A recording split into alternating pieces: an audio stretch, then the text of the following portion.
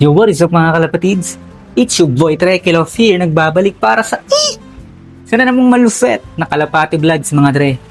And for today's video pag-usapan natin ang tatlong breed ng kalapati ko dito sa aking loft. At i-discuss natin yung mga karakteristik ng bawat breed ng mga kalapati ko dito sa aking loft mga dre. Nang sa ganun kung ikaw ay bago pa lang na mag-aalaga ng kalapati, makapili ka kung ano ba talaga yung kalapate na para sa'yo.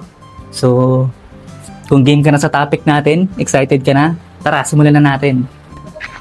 Ito yung stock loft mga dre.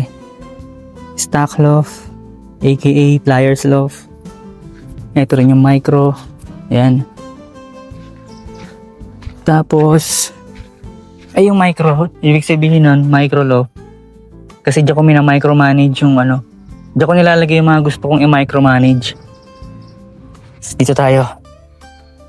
Ito yung mga breeders loft ko mga dre. Ayan. So ito yung number 1 na pag-usapan natin. Ang breed nito ay Oriental Frill. Ayan.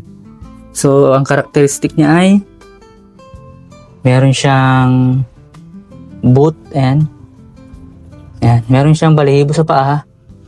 Tapos meron siyang frill, ayun sa kanyang dibdib. So kumbaga sa damit para siyang meron siyang lace. Tapos meron din siyang crest. Ayan. So mukha siyang parrot. Para siyang parrot yung datingan niya, mga dre. Ayan. Ilawan natin. Ayan. So itong yung mga ganitong klase ng kalapate, hindi lang siya limited sa mga Oriental Frill dahil ito ay isang fancy pigeon mga dre.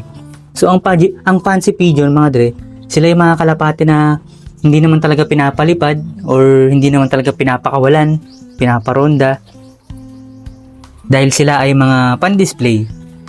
So kung ikaw yung tipo ng tao, na gusto mo nang nakakakita ng kaaya-aya sa kanilang mga ibon, para sa iyo yung mga ganito. At hindi lang Oriental Frill yung fancy pigeon, marami pa sila. Kagaya ng German Beauty, Fantail, yun, maraming klase ng fancy pigeon mga dre. Ayan. So may mga Lahore, yung iba Bocara, yan, marami yan. So isa ang fancy o ang type ng kalapate na marami kang pagpipilian mga dre.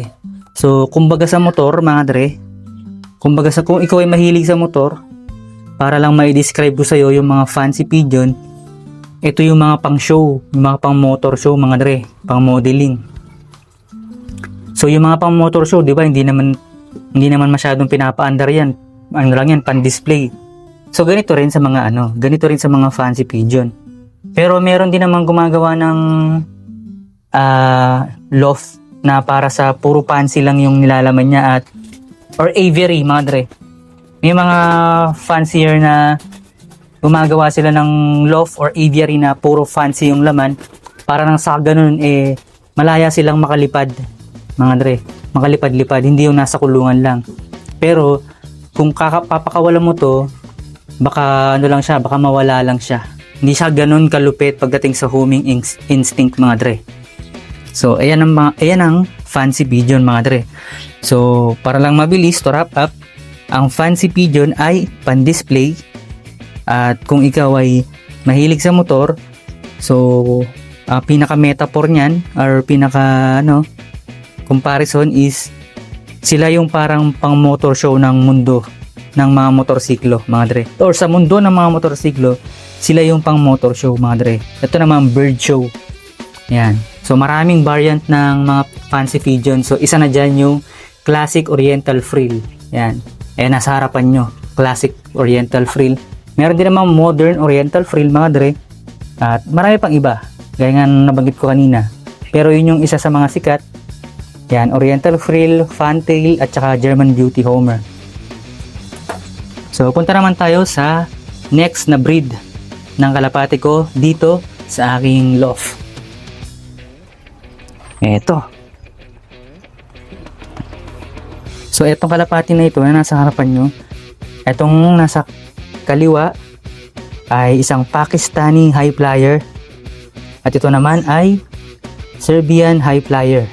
Yan. So kamukha niya lang itong nandito sa kabila, which is ngayon kasi meron akong kasalukuyang project crossbreed mga dre. Ayan. So kino-crossbreed ko siya sa high flyer.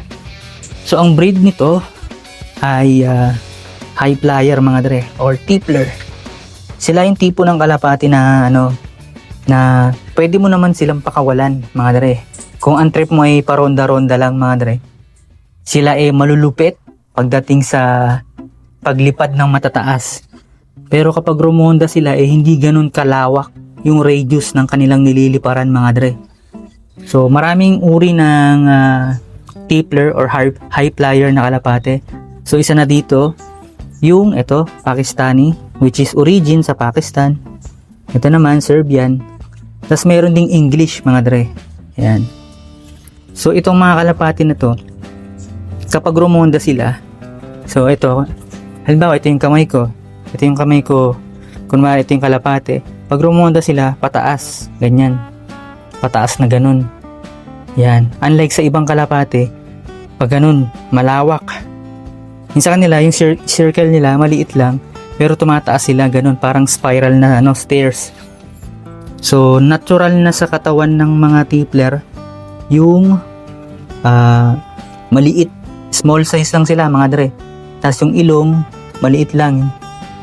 Bibihira lang yung bumuborga sa mga sa mga tippler or high flyer na kalapate mga dre. Ayun, kung mapapansin nyo, may mga edad na rin yung mga yan pero hindi bumuborga yan mga dre. Itong itong Serbian na to, natural sa kanya na meron silang crest pero hindi fancy yan mga dre. Natural na sa kanila. Tapos may mga English tippler naman na may mga crested din sila. So true selective rin talaga breeding. So ayan, meron siyang crest pero sa mga Serbian lang talaga yan. Isa sa mga titingnan mo kung legit yung Serbian high flyer is kung may crest siya. And then ayan, puti rin yung mata mga dre. So i-list down natin yung characteristic ng isang high flyer na kalapate or tippler. So yung una, small size. Pangalawa, maliit yung ilong, maliit yung tuka pero haba. Mahaba yung tuka na manipis. And then kulay puti yung mata. Pangatlo, ayan. Tapos mataas lumipad pero hindi malawak yung nirorondahan nila. Kaya nilang lumipad ng mataas pero hindi ng malayo mga dre.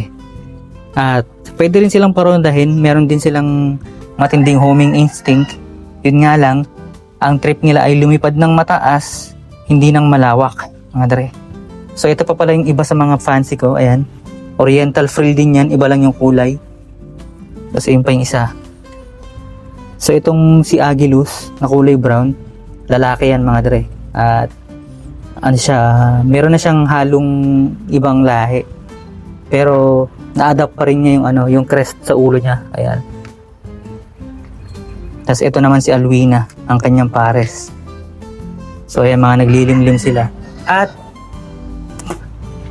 mapunta naman tayo sa huling breed ng kalapati ko. So napag-usapan na natin yung fancy. Fancy is sila yung tipo ng kalapati na pan-display. Kumbaga sa motor sila yung paano bang sabihin to? Sila yung pang motor show, mga models, di ba? So kapag mga models, hindi sila pang baragan, hindi sila pang pukpukan, pero kaaya-aya silang tingnan. So kung ikaw ay tipo ng panzer na gusto na nakakakita ng mga kaaya-ayang itsura or features sa isang ibon, para sa'yo yung fancy. Tapos yung yung high flyer, dahil nga maliliit yung katawan nila mga tre, yun, tipid sa pagkain, hindi sila ganun kalakas kumain kasi nga maliit yung katawan, maliit yung butchi, at maliit yung katawan, konting nutrition lang yung kailangan or requirement ng kanilang pangangatawan. At kung gusto mo lang naman na nagpaparonda ka lang sa iyong loft, sa paligid ng bahay mo, swak na swak sa'yo yung yung tippler kasi hindi rin sila basta-basta nadadaget. Matalino rin yung mga tippler mga dre. Whether English tippler, Pakistani tippler, or ano pa bang Serbian high flyer mga dre, which is yun nga meron tayo Pakistani at saka Serbian mga dre. Bago tayo magpunta dun sa last na breed ng kalapati na meron ako dito sa ating loft, gusto ko lang i-special mention yung mga tumbler pigeon at roller pigeon mga dre. So yung tumbler at roller pigeon naman mga dre, ito yung mga tipo ng kalapati na pwede mo naman silang pakawalan basta mapabatcher mo man lang sila muna. So ang trip ng mga to, ng mga tumbler pigeon at roller pigeon, from the word itself, sila yung tumbler is yun yung tumatumbling sa lapag, yung talagang nagba-backlift siya. And then yung roller pigeon naman is sila yung lumilipad ng diretsong ganyan, lilipad siya ng diretsong ganyan, and then tatumbling siya sa ere, tatumbling siya sa ere.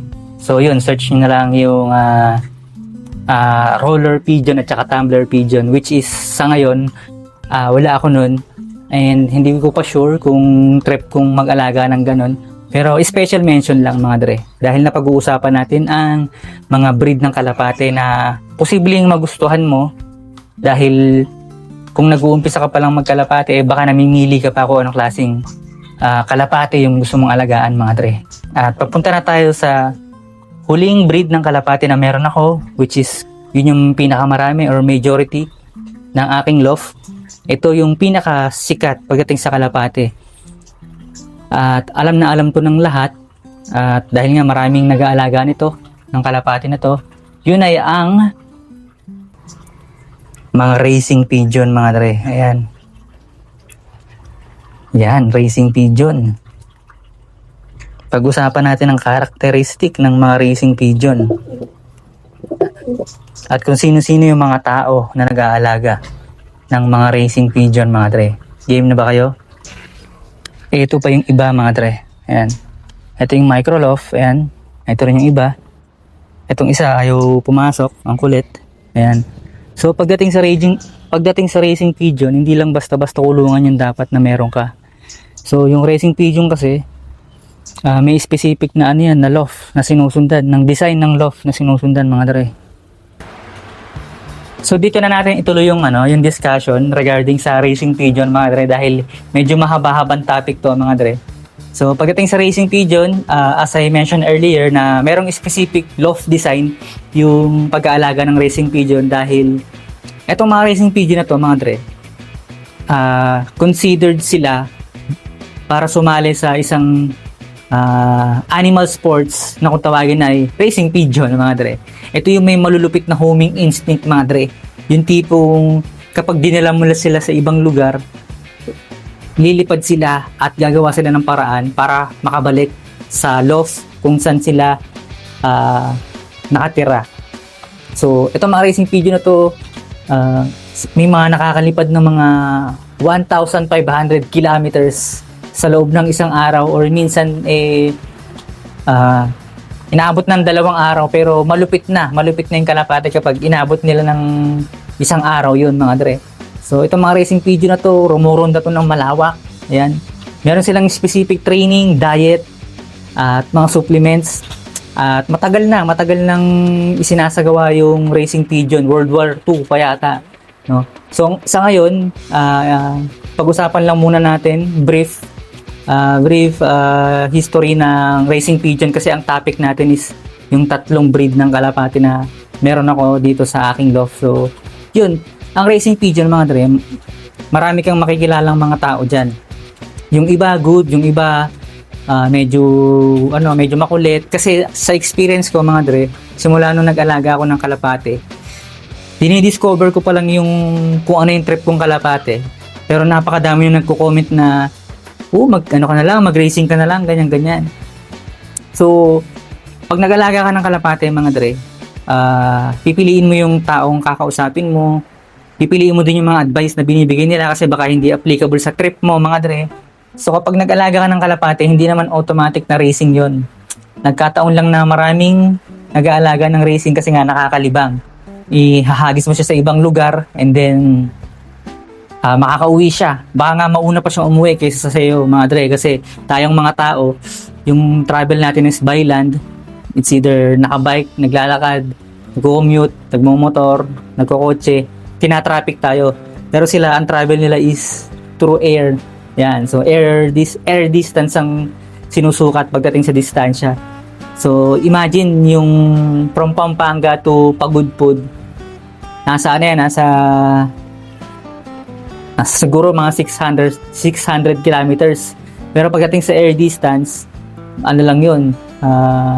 Sabihin natin mga 400, ganyan. Kasi, pag land distance, may mga liku-liku pa yan eh. Pero, yun nga, bottom line lang tinutukoy ko dito, mga dre, is, ang breed ng kalapating racing, yun yung pinakasikat sa lahat. Kaya nga, hinuli ko siya mga dre. At, may mga club na nag-organize ng karera, mga dre, kung saan, ilo-load mo yung kalapati mo sa isang specific na oras, madalas hapon hanggang gabi. Tapos magbabayad ka sa kanila ng entry fee, lalagyan nila ng sticker yung sing-sing ng kalapati mo, mga dre, and then dadali nila sa malayong lugar yung kalapati mo. Palayo ng palayo yun, first lap, dyan sa kabilang probinsya, hanggang sa second lap, sa susunod na probinsya, and then third lap, fourth lap, hanggang seventh lap. Yung iba, di ko alam kung may na, parang yun na yung pinaka huli, yung seventh lap o yung pinaka-finals ng tournament or ng karera. So yun, uuwi yun, mga dre. Tapos, pag umuwi yung kalapate, yun, pag umuwi yung kalapate mo, nakarating na sa loft mo, kailangan pumasok sila sa loob ng loft mo para mahuli mo sila, and then, titignan mo yung sticker na nilagay ng club or nag-organize ng karera, at kukunin mo yung code or yung number para i-chat, para may entry mo sa data nila yung sticker, and then yun na yung tinatawag na clock in, mga dre, kung saan malalamay or manonotify na yung club kung nakauwi na yung kalapati mo. And then yung pag-release ng kalapati, sabay-sabay yun, mga dre, at may oras yun, let's say 6:30, yan, 6:30 pinakawalan sa norte. And then nakauwi siya ng alas 12. So i-compute nila 'yon. Yung location ng loft mo. Ano yun pag sumasali ka sa club, pinipicturean yung loft mo, tapos kinukuha yung GPS code or location code. Tapos yun doon i-compute kung nakailang distansya siya, kasi syempre yung mga kasali sa karera na mga fans hindi naman pare-pareho ng location ng bahay yan Pwedeng nasa bungad ka ng barangay, syempre nasa bungad ka ng probinsya nyo, halimbawa Pampanga, nasa bungad ka lang, let's say Hinagi sa norte yung kalapate. So ang unang bayan sa Pampanga kung ikaw ay magmumula sa norte ay yung Mabalacat. So halimbawa taga Mabalacat ka, so yung so mas malapit makakauwi yung kalapate mo kasi nasa Mabalacat ka lang Tapos yung kalaban mo nasa Apalit, so mas mauunang makauwi yung nasa Mabalacat. So ang gagawin nun, computation yun ng distance or ng speed, mga dre. Yan. So mas papag-uusapan pa natin yan sa mga susunod na araw, kasi nga gaya nga ng sabi ko, ang itatakil lang muna natin is yung 3 breed ng kalapate na meron ako dito sa aking loft. So ano lang natin summarize lang natin. Just a quick summarize na pinag-usapan natin. So yung Pansy, sila yung mga pamorma, palamuti, display. Tapos high flyer, sila yung mga matataas lumipad, pero yung radius is hindi masyadong malawak yung iniikutan nila, pero pataas. At yung racing naman, ito yung ginagamit sa pigeon racing sports na kapag rumondo mabilis talaga, pabilisan. And then palayuan at complex. Meron silang specific na diet, hindi lang basta-basta diet training. So kailangan tutukan yun. Kailangan ng malupit na estilo ng pag-aalaga, mga dre. So dun sa tatlong